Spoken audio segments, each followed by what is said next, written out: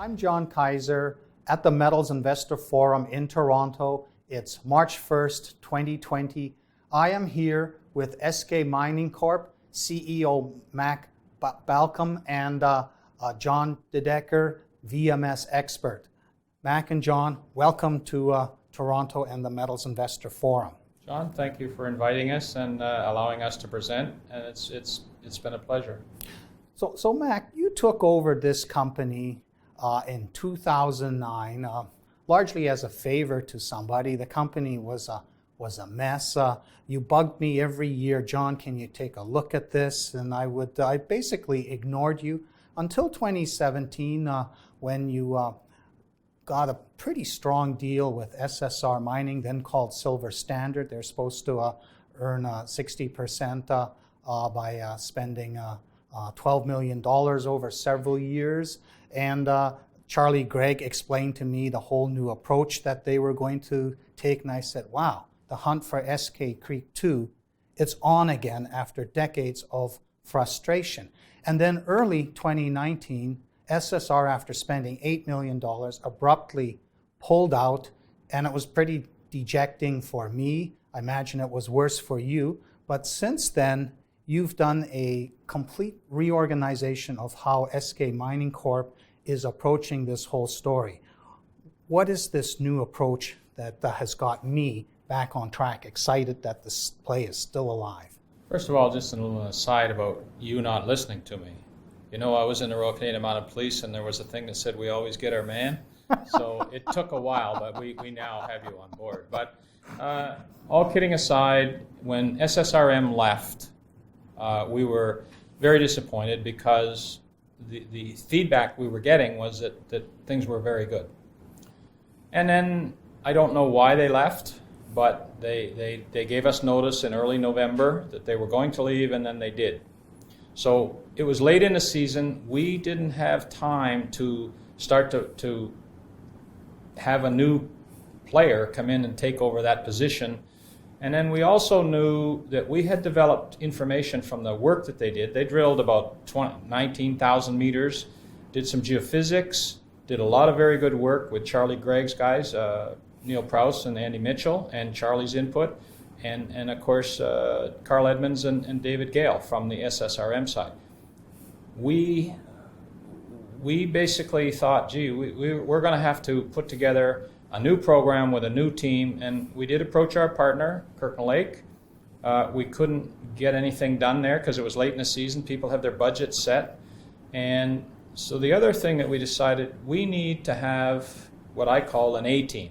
And in 2010, I had approached Quentin Henning, Dr. Henning, to come and help me. I knew coming in, my board and I are not geologists, but we're business people. And we realized if you're going to find a major deposit, you need major geologists with good ideas and sometimes different ideas than what has transpired. So talking to Dr. Henning over these 10 years, I've chased him, talked to him, kept him in the loop about what we're doing. And this summer, Tom Weiss went to see him 2 or 3 times and laid out to him the good work that SSRM did. Finally, he decided to come and be a part of Eskay Mining's team, and he said, if we're going to do this, we need to put together a team of VMS experts. So he suggested Thomas Monarchy, Dr. Tom Monarchy, Thomas, and John Dedecker, both from the Colorado School of Mines. John's going to do his postdoc on that, and John has been engaged since October, along with Thomas and Quentin and Tom Weiss, the geophysicist, putting together a revamp of all of the work that's been done at CIV, not only SSRM's work, but previous drilling that was done since the 1991 discovery hole at Lulu, which you outlined in your work. Now, John has come up with new theories about what was done in this program and how we're going to proceed going forward. And I would turn it over to John if you have a direct question on that. Yeah. I'll ask. When I looked at this in 2017 when SSR started, the question has always been, is Lulu the tip that got detached from an iceberg?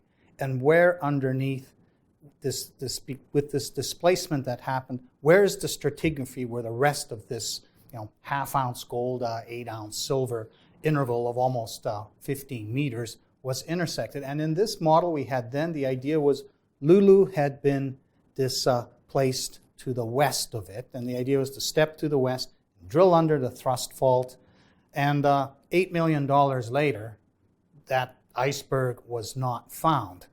When you guys looked at $8 million worth of quality data and did all that rethinking, you came up with a completely different model. What is now the new sort of target that makes this a brand new game, that reason for us to be totally pumped about it? Well, the new target is based off of a new interpretation utilizing SSRM's drilling from 2017 and 2018 program, plus an investigation of pre-existing geologic maps that have been made over the last 20 years or so, investigating the orientation of the Coulter Creek thrust fault, where it is believed previously that this thrust fault was dipping to the east, and that the favorable stratigraphic package of volcanic rocks, collectively called the Hazelton Group, was in the hanging wall of the thrust fault, or the upper plate of this thrust fault, and that the Bowser Lake Group sediments, which are younger than the Hazelton Group, were in the footwall, or the lower plate to this east-dipping thrust fault.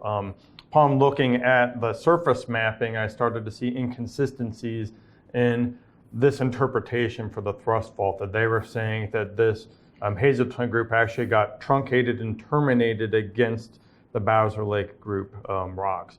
When we looked at the SSRM drilling data, and I input that into a Leapfrog three-dimensional model, I was able to see first that the Bowser Lake Group sediments are actually on top of or overlie the Hazelton Group volcanic rocks. So that immediately was a red flag that it's impossible for this to be in the footwall if it's overlying the Hazelton Group. So the Bowser Lake, I interpreted it as being in the hanging wall of a west-dipping thrust fault. This is also supported by the fact that the Bowser Lake Group thickens to the west, and the majority of the contacts between the Bowser Lake Group and the Hazelton Group are brecciated. So this is also consistent with faulting. And the best part of the story is that the Hazelton Group, our favorable package, continues underneath the Bowser Lake Group. So we have much more prospective ground open to us to look for our favorable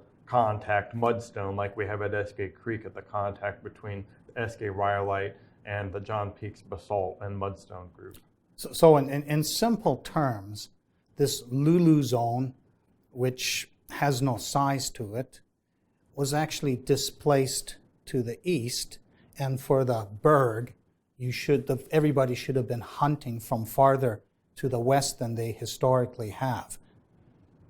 I would say it's not so much been displaced to the east. You're dealing with the western limb of the Eskay anticline. It's along the exact same structure that Eskay Creek Mine is on, and the same stratigraphy, but the stratigraphy starts to become more and more vertical as you go to the south. So we're dealing with a vertical package of rocks that is in place, and then the Bowser Lake Group was thrust to the east over this. So you're covering this rock package up as you proceed southward. So it's still lying along strike with everything you have at Eskay Creek and all the surface outcrop. It just becomes undercover as you get closer and closer to the south part of the deposit and underneath this Bowser Lake Group thrust sheet that we're dealing with.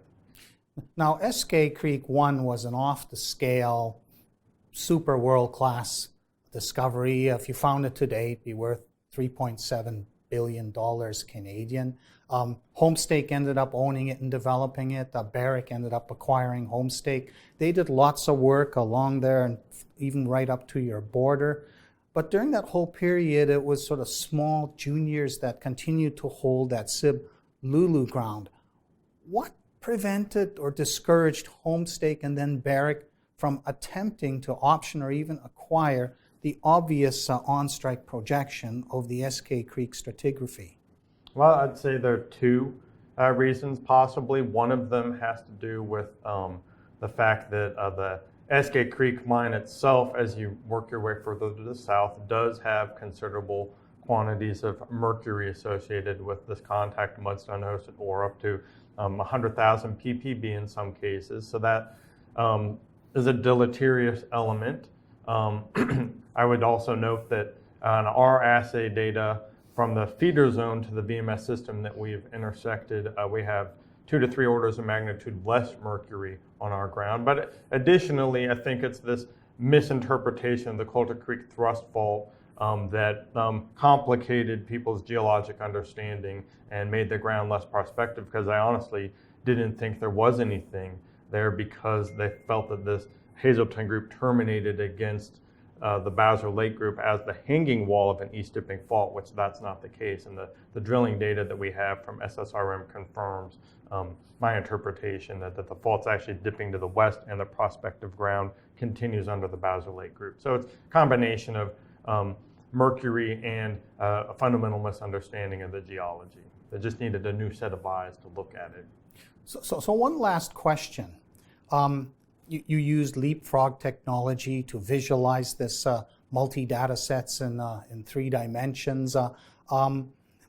If you were like 30 years ago looking at this, how much longer would it have taken you to come up with this reinterpretation that gives new life to this story than it did when Mac first got your team involved to take a look at this and tell them, is this worth me continuing the struggle? Well, I would say for identifying the new geologic interpretation, I did that with a pencil, piece of paper, a ruler, and a protractor, and core logs, just like an old-fashioned geologist would have done 100 years ago. I think those are fundamental skills that still need to be practiced in order to even understand what you're doing with something like leapfrog, which is much better for visualizing things in 3 dimensions, but you still have to have that fundamental geological skill set. Now, as far as developing the drill hole targeting and projecting these alteration systems associated with the feeder zone onto my contact mudstone that we're targeting,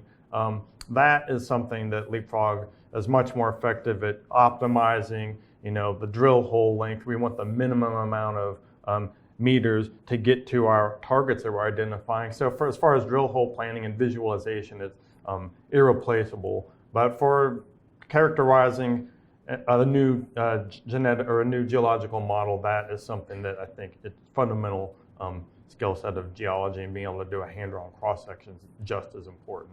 Of course, if you guys manage to pull a hole 109, you'll be really thankful for something like Leapfrog technology as you guys go to town drilling off a world-class discovery. I've been talking to Mac Balkam and John Dedecker of Eskay Mining Corp at the Metals Investor Forum in Toronto, March 2020. Thank you, Mac, and Thank you, John, for listening to the story.